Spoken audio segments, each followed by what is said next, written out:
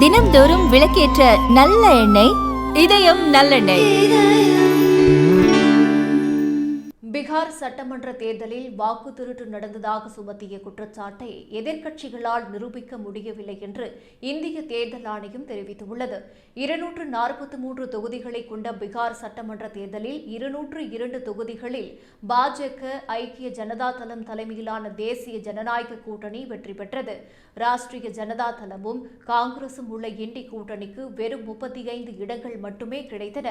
இந்த தேர்தலின் போது வாக்கு திருட்டு நடைபெற்றதாக தேர்தல் ஆணையத்தின் மீது காங்கிரஸ் எம்பி ராகுல் காந்தி குற்றம் சாட்டியிருந்தார்.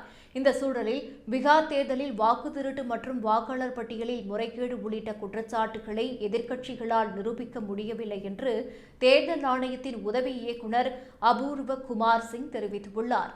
இது தொடர்பாக செய்தி வெளியிட்டுள்ள அவர், உச்சநீதிமன்ற உத்தரவுப்படி தேர்தலில் 2ஆம் அல்லது 3ஆம் இடத்தை பிடித்த வேட்பாளர்கள் தேர்தல் முடிந்த 7 நாட்களுக்குள் மின்னணு வாக்கு இயந்திரத்தை சோதனை நடத்த கோரிக்கை வைக்க முடியும்.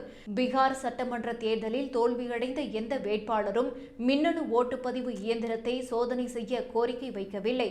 வாக்காளர் பட்டியலில் பெயரை சேர்ப்பது குறித்தும் நீக்குவது குறித்தும் எந்த விண்ணப்பமும் கிடைக்கவில்லை. அதேபோல 2616 வேட்பாளர்களில் ஒருவர் கூட மறுதேர்தல் நடத்த வேண்டும் என்று கோரிக்கை வைக்கவில்லை. ஒரு தொகுதிக்கு 5 வாக்குச்சாவடிகள் என மொத்தம் 1215 வாக்குச்சாவடிகளில் விவிபேட் சீட்டுகளில் கட்டாய சரிபார்ப்பு மேற்கொள்ளப்பட்ட போது மின்னணு வாக்குச்சாவடியில் எந்த முரண்பாடும் கண்டறியப்படவில்லை. தேர்தல் முடிந்த 5 தினங்களுக்குள் தேர்தல் முடிவுகள் தொடர்பான விவரங்கள் இணையதளங்களில் வெளியிடப்பட்டதன் மூலம் வெளிப்படைத்தன்மையும் தேர்தல் தொடர்பான விவரங்களை அனைத்து தரப்பினரும் தெரிந்து கொள்ளவும் வழிவகை செய்யப்பட்டுள்ளது என்று தெரிவித்தார்.